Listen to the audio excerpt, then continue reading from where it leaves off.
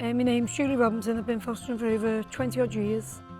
There's always a saying you could never love a child as much as you love your own. Well, you can. I assure you, you can. And I've always been on the go 24/7. I just like to do a lot. So to me, the kids keep me going.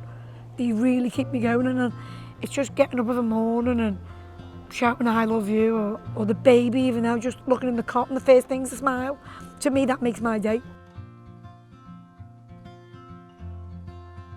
It started off with sibling groups. I got my first two when they were 18 months and 3. Now they are now 21 and 22 this year. Then I got another two brothers who went back home to dad, had for about 3 years. Then he had another two brothers. One moved out a few years back. I've still got one now who's 30. And then my last 3 are all siblings. To me, they've got each other. That's the main thing for me. They haven't, I mean, different with some of the sets, because like I say, they come together. But like as the last 3, they all just know they're all siblings, and I just think it's nice that they've got each other and they know where they all come from. Well, on one, she's 30 now, this young girl that came home with my daughter for an overnight stay. 3 months later, she was still there.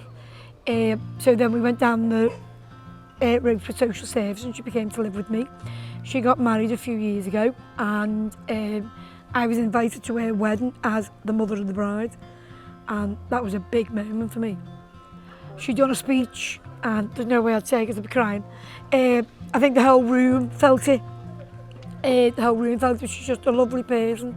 She's done well for herself, and it has been due to being in care, and she will always state that she wouldn't be where she was now for me.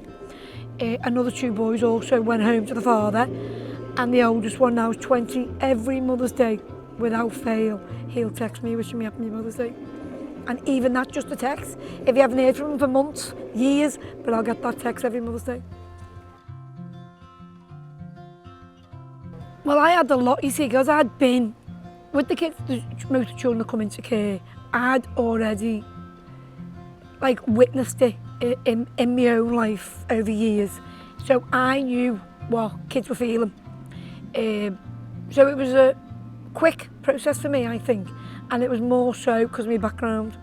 I thought it was quite easy for me to come through the doors. I find out what they're into. I really do. Find out what they're into. I try and get as much information as I can. Sometimes you can't because it's emergencies.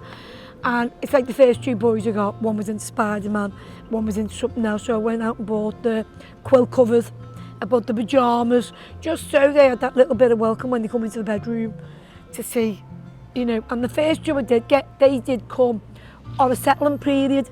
They were coming to meet us and sleep. Well, they wouldn't return home. So I knew then that I'd done the right thing because they were that comfortable. So in the end, we had to work it out for them to stay and not to return back, because they wouldn't leave.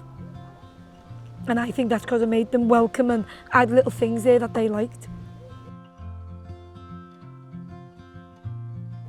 Do it. I've brought loads in.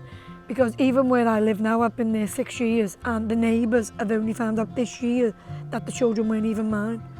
And I mean, I think that was nice. They all thought they were all my children. The last 3 they thought were grandchildren that they had 24/7.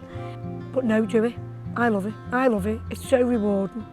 My kids, my own children, were, I'd say, spoilt. But when I started fostering, my kids just wanted me to give everything to the foster children. It's if they'd seen themselves what life they had compared to these other children.